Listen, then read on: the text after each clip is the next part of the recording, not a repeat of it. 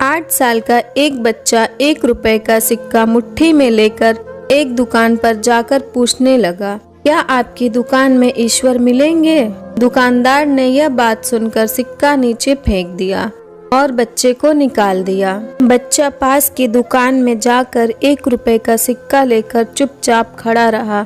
ये लड़के, 1 रुपए में तुम क्या चाहते हो? मुझे ईश्वर चाहिए, आपकी दुकान में है। दूसरे दुकानदार ने भी भगा दिया, लेकिन अब उस अबोध बालक ने हार नहीं मानी। एक दुकान से दूसरी दुकान, दूसरी से तीसरी, ऐसा करते करते कुल 40 दुकानों में चक्कर काटने के बाद एक बूढ़े दुकानदार के पास पहुंचा। उस बूढ़े दुकानदार ने पूछा, तुम ईश्वर को क्यों खरीदना चाहते हो? क्या करोगे ईश्वर लेकर? पहली बार एक दुकानदार के मुंह से यह प्रश्न सुनकर बच्चे के चेहरे पर आशा की किरणें लहराईं। लगता है कि इसी दुकान पर ही ईश्वर मिलेंगे। बच्चे ने बड़े उत्साह से उत्तर दिया, इस दुनिया में माँ के अलावा मेरा कोई नहीं है। मेरी माँ दिन भर काम करके मेरे लिए खाना लाती है। मेरी माँ अब अस्पताल में है। अगर मेरी माँ मर गई तो मुझे कौन खिलाएगा? डॉक्टर ने कहा है कि अब सिर्फ ईश्वर ही तुम्हारी माँ को बचा सकते हैं। क्या आपकी दुकान में ईश्वर मिलेंगे?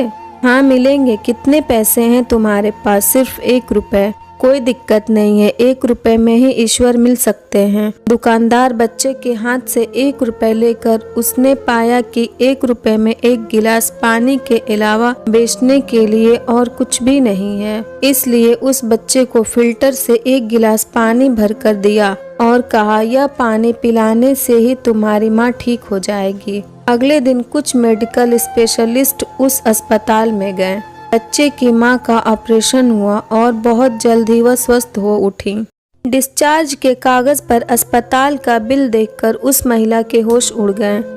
डॉक्टर ने उन्हें आश्वासन देकर कहा, टेंशन की कोई बात नहीं है, एक वृद्ध सज्जन ने आपके सारे बिल चुका दिए हैं। साथ में एक चिट्ठी भी दी है। महिला चिट्ठी खोलकर पढ़ने लगी। उसमें लिखा था, मुझे धन्यवाद देने की कोई आवश्यकता नहीं है। आपको तो स्वयं ईश्वर ने ही बचाया है।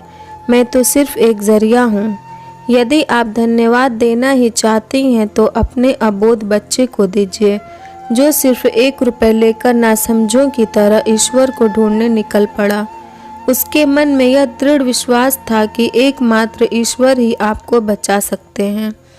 विश्वास इसी को ही कहते हैं। ईश्वर को ढूंढने के लिए करोड़ों रुपए दान करने की ज़रूरत नहीं होती।